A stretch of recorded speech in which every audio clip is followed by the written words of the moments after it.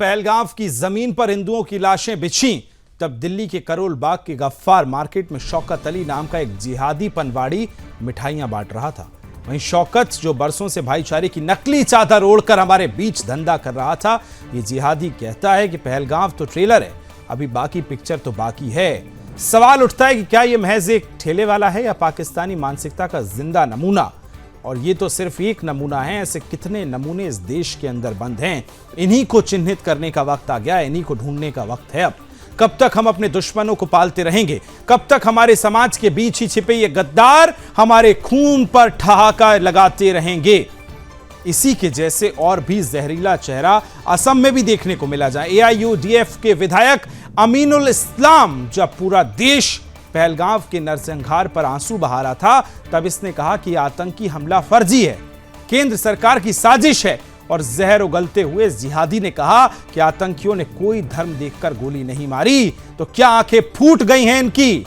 अब समझ नहीं आ रहा है कि क्या यह भाषा है एक जनप्रतिनिधि की या एक गुंडे की, गली के गुंडे की, मवाली की, क्या एक जिहादी एजेंट की। लेकिन इस देश में अब यह समझ आ चुका है कि यह लड़ाई सिर्फ सीमा पार के आतंकियों से नहीं, बल्कि सीमा के अंदर बैठे हुए जयचंद गद्दारों से, बल्कि अपने बीच इन पालतू आतंकियों से भी है, जो भारत की ही आस्तीन में पल रहे हैं और भारत को ही जहर डालने का भी काम कर रहे हैं। सुनवाते हैं बयान जरा।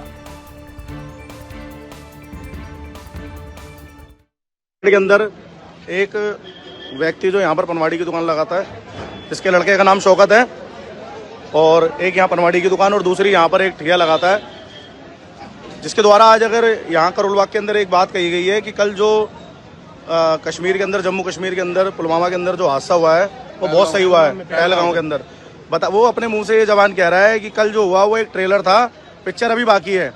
और करोलबाग के अंदर हमारे बीच में रह के हमें हिंदू भाइयों को कहता है कि वहाँ गर्दन कटेगी, और आज सभी भाई एकजुट होकर यहाँ उसका ठिया हटवा दिया और उसको ढूंढने की कोशिश की जा रही है। वो अभी यहाँ से भाग गया है, लेकिन एक बार मेरे सभी बजरंग दल के सभी साथी एक बार यहाँ पर आने के लिए जरूर टाइम निकालें। करोलबाग के अंदर टिप टॉप मार्केट के strong action against everyone who is directly or indirectly trying to support or trying to defend Pakistan.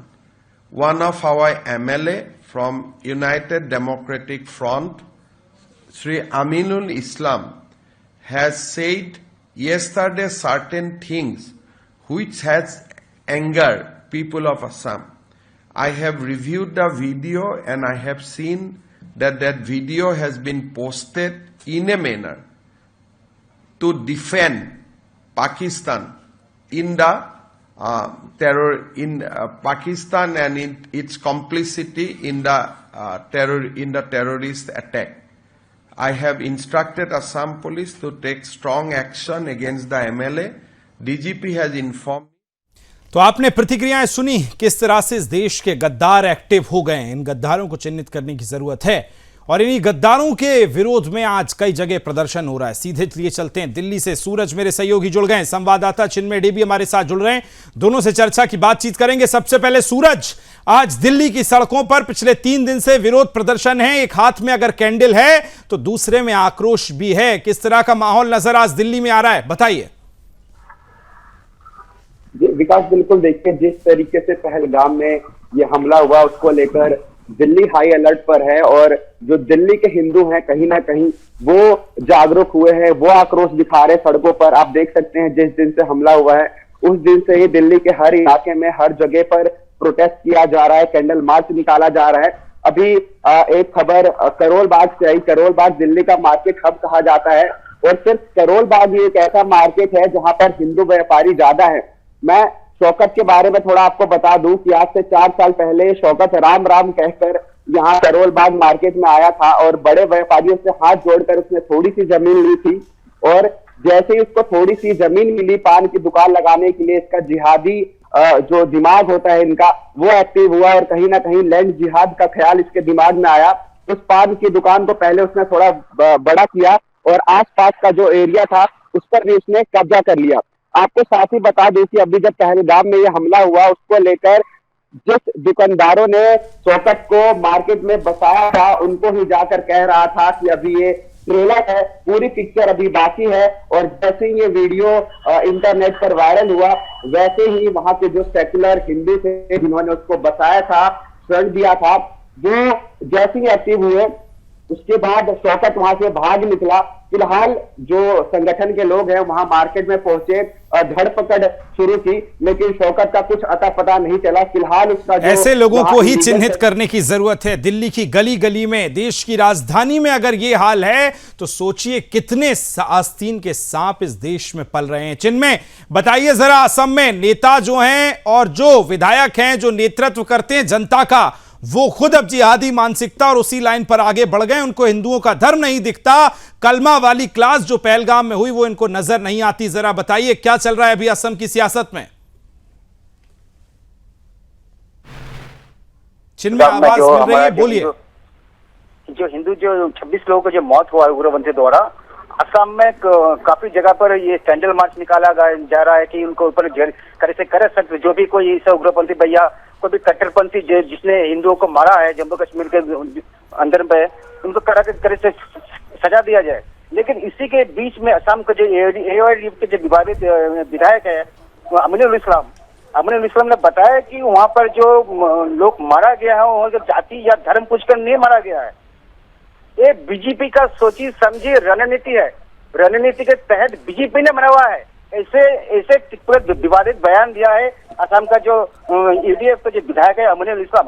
तो तुरंत हाथों में असम पुलिस ने तुरंत कार्रवाई करते हुए अमीनुल इस्लाम के घर से उनको अरेस्ट किया और जो 347/25 धारा के तहत उनको देशद्रोह का मामला उनको पर दर्ज किया गया है। जरा ये बताइए कि ये किस तरह से जहर घोल रहे हैं वहां की फिजाओं में, वहां के लोगों में। सियासत में बैठे लोग इस तरह से इस आतंकी हमले को धर्म के चश्मे से देख रहे हैं, मजहब के चश्मे से देख रहे हैं। देखिए, काफी इसमें असम के अंदर पे लोगों में, हिंदुओं में काफी आक्रोश है। इसमें बजरंग दल बोलिए या ABT के टीम बोलिए, यहाँ पर मार्च निकाला जा रहा है, कैंडल मार्च निकाला जा रहा है। उनके ऊपर जो अमीनुल इस्लाम है, अमीनुल इस्लाम के ऊपर सख्त कार्रवाई करने की मांग कर रहा है। बिल्कुल। सूरज, जरा ये बताइए, दिल्ली में भी आज कई जगह प्रदर्शन हो रहे हैं, क्या कुछ मांग की जा रही है और आज बंद का आह्वान भी किया गया था, कितना असर दिख रहा है, क्या कुछ हालात हैं? विकास, मैं आपको एक बात बता दूं कि आज दिल्ली के जितने भी बड़े मार्केट थे, दुकानें थी, सबको बंद रखा गया है। इसके पीछे कारण ये भी हो सकता है कि आज फ्राइडे है, जुम्मा है मुसलमानों का, और इस दिन भारी संख्या में जो है वो नमाज पढ़ते हैं, तो कहीं ना कहीं दिल्ली का माहौल खराब हो सकता था। इसको लेकर भी कह सकते हैं कि मार्केट बंद किया गया है। इनडायरेक्ट तरीके से जो है पहलगाम की तरफ इशारा करके मार्केट बंद किया गया, लेकिन कहीं ना कहीं दिल्ली में सबसे बड़ा कारण यही आज मार्केट बंद करने का कि आज जुम्मा है। और जुम्मे के दिन देखिए जिस तरीके से जैसे कि all eyes on Palestine, Gaza पे स्टेटस लगाया जाता था इंडियन मुसलमानों के द्वारा, ऐसे ना के बराबर स्टेटस लगे हैं, किसी ने भी जिक्र नहीं किया। कहीं ना कहीं इनके मन में यही चल रहा है कि जो हुआ अच्छा हुआ, और ये कहीं ना कहीं खुशी मना रहे हैं।